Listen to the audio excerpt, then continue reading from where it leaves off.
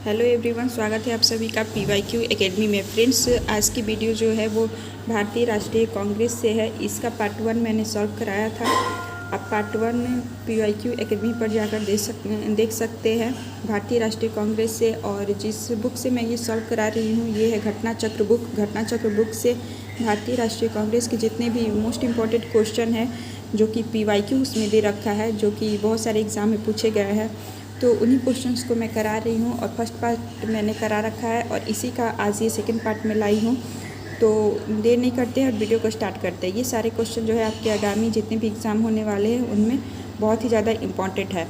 तो first question है, अमृतसर के भारतीय राष्ट्रीय कांग्रेस अधिवेशन 1919 के प्रस्ताव के अनुसार महात्मा गांधी द्वारा कांग्रेस का नया संविधान लिखने हेतु निम्नलिखित में से किन्हें उनके सहयोग हेतु चुना गया? ए है GB बाल गंगाधर तिलक, और दूसरा है NC कलेरकर, और सी में थर्ड में दे रखा है CR दास, और फोर्थ है IB सेन, और नीचे कुल दे रखा है। इनमें से पूछ रहा है कि कौन सा सही होगा। तो राइट आंसर हो जाएगा ऑप्शन ए, यानी कि सेकंड और फोर्थ आपका जो ऑप्शन है ये राइट हो जाएगा, यानी कि NC कलेरकर और IB सेन जो है वो महात्मा गांधी द्वारा कांग्रेस का नया संविधान लिखने हेतु उन्हें सहयोग हेतु चुना गया था। अगर इसके एक्सप्लेनेशन की बात करें तो यहाँ पे दे रखा है कि कांग्रेस के संविधान लिखने हेतु महात्मा गांधी, बाल गंगाधर तिलक और CR दास का सहयोग चाहते थे। कांग्रेस संविधान लिखने हेतु महात्मा गांधी जिनका सहयोग चाहते थे वो थे बाल गंगाधर तिलक और CR दास, किंतु कार्याधिक के कारण इस हेतु नेता द्वय उपलब्ध नहीं हो सके। इन शीर्ष नेताओं के स्थानापन्न के रूप में इन्हीं नेताओं के कनिष्ठ सहयोगी NC कलेरकर और IB सेन को कांग्रेस संविधान के लेखन में गांधी जी के सहयोग हेतु चुना गया। नेक्स्ट है कि कांग्रेस के एक अधिवेशन में एक गवर्नर जनरल ने भाग लिया था। उक्त गवर्नर जनरल तथा अधिवेशन स्थल निम्न में से कौन सा था? तो ये गवर्नर जनरल के नाम दे रखे हैं और इधर अधिवेशन दे रखा है, और इनमें से पूछ रहा है कि कांग्रेस के एक अधिवेशन में एक गवर्नर जनरल ने भाग लिया था। वो कौन सा गवर्नर जनरल था जिसने भाग लिया था? तो इसका राइट आंसर हो जाएगा ऑप्शन बी, यानी कि लॉर्ड विलियम बेंटिंक थे, जो कि बम्बई अधिवेशन में भाग लिए थे और ये हुआ था 1915 में।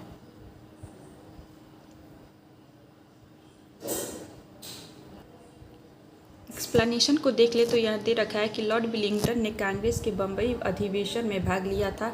इस दौरान वह बम्बई का गवर्नर था। यह अधिवेशन बम्बई में वर्ष 1915 में आयोजित किया गया। ध्यातव्य है कि तब विलिंगटन गवर्नर जनरल नहीं था। भारत के गवर्नर जनरल एवं वायसराय के रूप में उसका कार्यकाल वर्ष 1931 से 1936 तक था। नेक्स्ट क्वेश्चन दे रखा है कि भारतीय राष्ट्रीय कांग्रेस के निम्नलिखित अधिवेशनों में से किसकी अध्यक्षता CBJ राघव चेरियार ने की थी?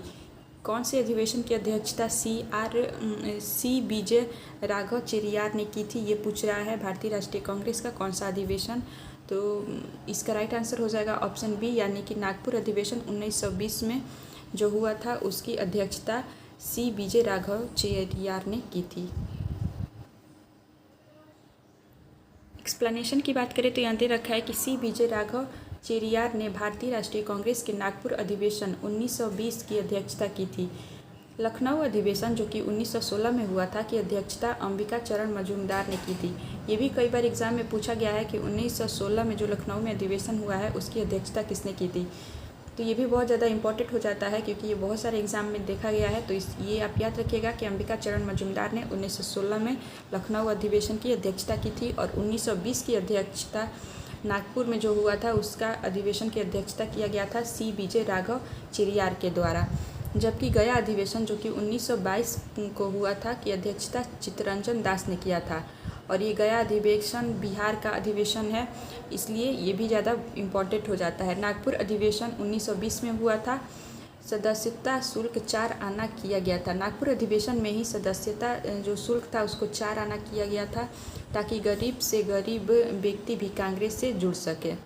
ये जितने भी पॉइंट्स है फ्रेंड्स बहुत ज़्यादा इंपॉर्टेंट है, यहाँ से बहुत सारे क्वेश्चन आपके PYQ में देखे गए हैं।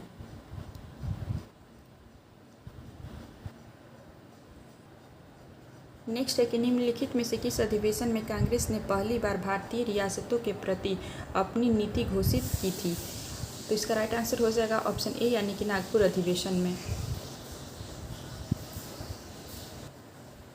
नेक्स्ट क्वेश्चन है कि निम्नलिखित कथनों में से कौन सा या कौन से सत्य हैं? तो ए में दे रखा है कि कांग्रेस के नागपुर सत्र जो कि 1920 के पश्चात प्रांतीय कांग्रेस समितियों का गठन भाषीय आधार पर किया गया था। ऑप्शन बी में दे रखा है कि वर्ष 1948 में कांग्रेस ने भाषाई आधार पर प्रांतों के गठन की मांग को अस्वीकार कर दिया। तो आपको बताना है कि क्या ये दोनों जो कुट दे रखा है ये दोनों सही है या गलत है। तो यहाँ नीचे कुट दे रखा है, इन कुट के अनुसार आपको बताना है ऑप्शन सही है या गलत है। तो इसका राइट आंसर हो जाएगा ऑप्शन डी यानी कि ए और बी जो दोनों ऑप्शन है ये बिल्कुल सही है। यानी कि कांग्रेस के नागपुर सत्र जो कि 1920 के पश्चात प्रांतीय कांग्रेस समितियों का गठन भाषाई आधार पर किया गया था। और सेकेंड में दे रखा है कि वर्ष 1948 में कांग्रेस ने भाषाई आधार पर प्रांतों के गठन की मांग को अस्वीकार कर दिया था। ये दोनों ऑप्शन बिल्कुल सही है। नेक्स्ट क्वेश्चन दे रखा है कि निम्नलिखित में से किसने अखिल भारतीय हरिजन सेवक संघ की 1932 में स्थापना की? तो ये आप सभी को पता ही होगा और इसका राइट आंसर जो है वो हो जाएगा ऑप्शन बी यानी कि महात्मा गांधी के द्वारा अखिल भारतीय हरिजन सेवक संघ की स्थापना की गई थी। कब की गई थी ये तो हर किसी को पता है कि महात्मा गांधी के द्वारा की गई, लेकिन इसकी स्थापना कब की गई भारतीय हरिजन सेवक संघ की, तो ये डेट याद रखिएगा, ये बहुत ज़्यादा इंपॉर्टेंट हो जाता है। 1932 में इसकी स्थापना की गई थी। नेक्स्ट क्वेश्चन है कि नीचे दिए गए व्यक्तियों की सूची दी गई है जो भारतीय राष्ट्रीय कांग्रेस के अध्यक्ष हुए, तथ्यानुसार उन्हें क्रमबद्ध कीजिए। नीचे दिए गए कुट का उपयोग कर अपना उत्तर दीजिए। यहाँ पे 4 दे रखा है नेता के नाम, महात्मा गांधी, जवाहरलाल नेहरू, वल्लभ भाई पटेल और श्रीमती सरोजनी नायडू। और पूछ रहा है आपसे कि व्यक्तियों के नीचे सूची दी गई है जो भारतीय राष्ट्रीय कांग्रेस के अध्यक्ष हुए। तो आपको बताना है कि ये सभी कब कब अध्यक्ष बने थे। तो इसका राइट आंसर हो जाएगा ऑप्शन सी यानी कि हो जाएगा पहले फर्स्ट सही है। गांधी जी कब बने थे? तो गांधी जी 1924 में बने हुए थे। जवाहरलाल नेहरू का पूछ रहा है, वल्लभ भाई पटेल और सरोजनी नायडू। तो इस प्रकार से आप देख सकते हैं, हम एक्सप्लेनेशन में चलते हैं, वहाँ पे अच्छे से समझ में आएगा। नीचे आप देख सकते हैं यहाँ दे रखा है कि कांग्रेस अधिवेशन का अध्यक्षता वर्ष निम्न है। महात्मा गांधी ने केवल एक बार वर्ष 1924 में बेलगांव अधिवेशन की अध्यक्षता की थी। सरोजनी नायडू ने वर्ष 1915 में कानपुर में हुए भारतीय राष्ट्रीय कांग्रेस के 40वें वार्षिक अधिवेशन में कांग्रेस की प्रथम भारतीय महिला अध्यक्ष बनी। ये भी एग्जाम में पूछा जाता है कि कांग्रेस की प्रथम भारतीय महिला अध्यक्ष कौन बनी? तो सरोजनी नायडू थी जो कि 1925 में कानपुर के अधिवेशन में अध्यक्ष बनाई गई थी, जो कि 40वां अधिवेशन था। नेक्स्ट है कि जवाहरलाल नेहरू ने वर्ष 1929 में लाहौर में और अप्रैल 1936 में लखनऊ तथा दिसंबर 1936 में फैजपुर अधिवेशन की अध्यक्षता की थी। ये भी पूछता है एग्जाम में कि जवाहरलाल नेहरू ने कितनी बार अधिवेशन की अध्यक्षता की थी। तो आप यहाँ पे 3 बार बोलेंगे क्योंकि फर्स्ट जो है वो 1929 में किया था और ये हुआ था लाहौर में। सेकेंड जो है वो अप्रैल में हुआ था और ये हुआ था 1936 में लखनऊ में।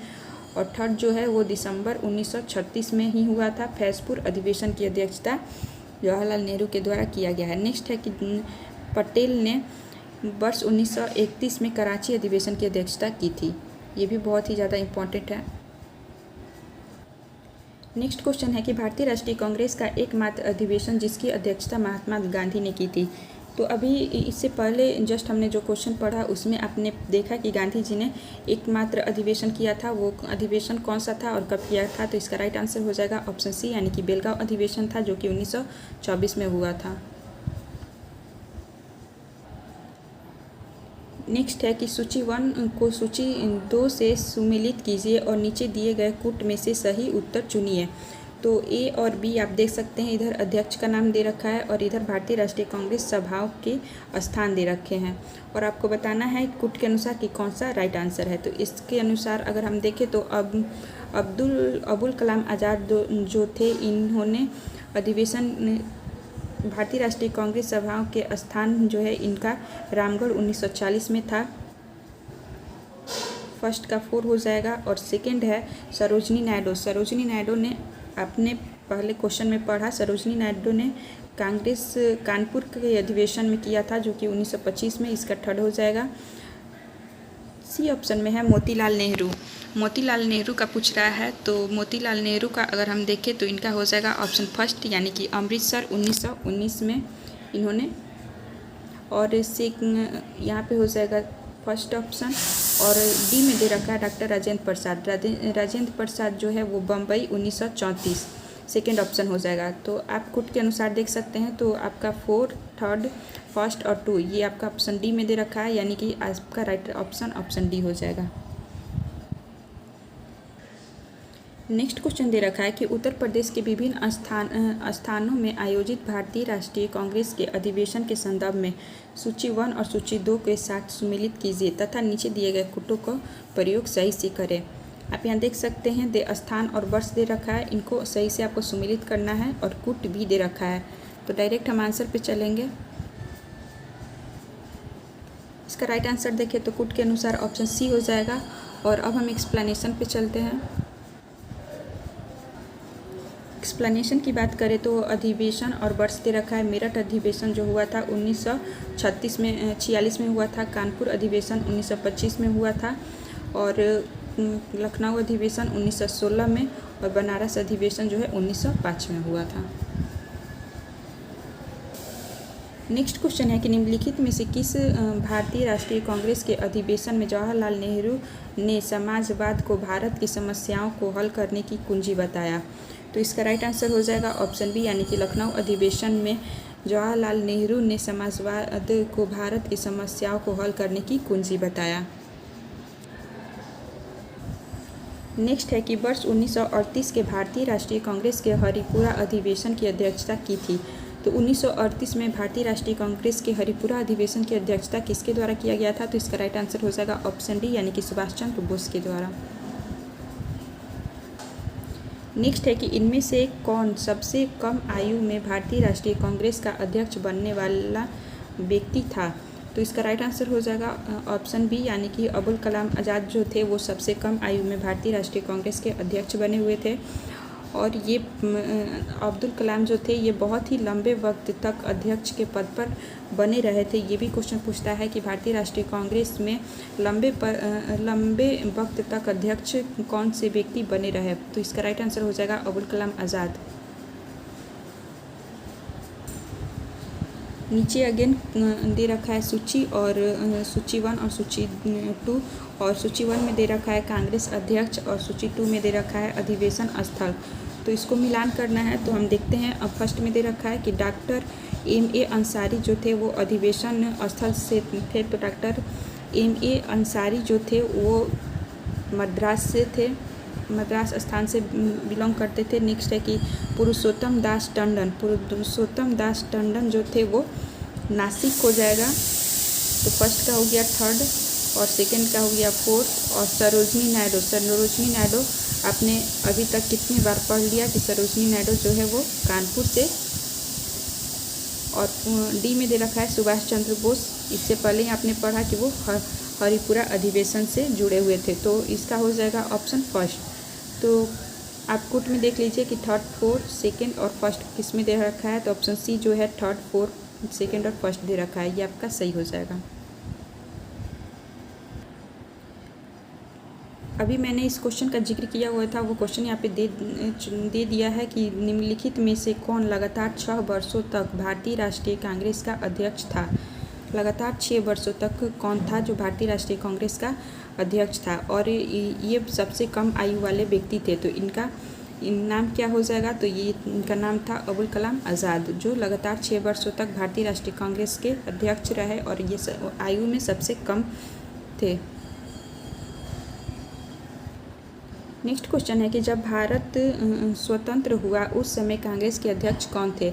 जब भारत स्वतंत्र हुआ यानी कि 1947 की बात कर रहा है कि उस समय 1947 में भारत का अध्यक्ष कौन था, ये आपसे पूछ रहा है। तो इसका राइट आंसर हो जाएगा ऑप्शन सी यानी कि जेबी कृपलानी जो थे वो भारत के अध्यक्ष थे 1947 में जब आपका देश आज़ाद हुआ।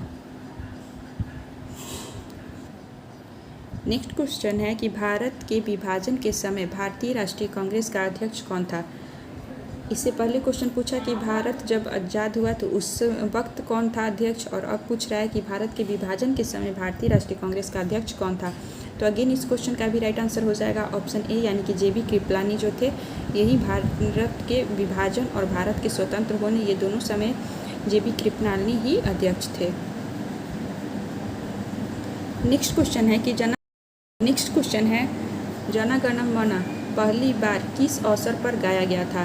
तो इसका राइट आंसर हो जाएगा ऑप्शन सी यानी कि भारतीय राष्ट्रीय कांग्रेस का जो अधिवेशन हुआ था 1911 तब पहली बार जन गण मन गाया गया था। एक्सप्लेनेशन को देखें तो यहाँ दे रखा है कि रविन्द्रनाथ टैगोर द्वारा मूल रूप से बांग्ला में रचित और संगीतबद्ध जन गण मन के हिंदी संस्करण को संविधान सभा ने भारत के राष्ट्रगान के रूप में 24 जनवरी 1950 को अपनाया। 24 जनवरी 1950 को जन गण मन को अपनाया गया संविधान सभा के द्वारा। यह सर्वप्रथम दिसंबर 1911 में भारतीय राष्ट्रीय कांग्रेस के कलकत्ता अधिवेशन में गाया गया था। 1911 में भारतीय राष्ट्रीय कांग्रेस के कलकत्ता अधिवेशन में इसे प्रथम बार गाया गया था।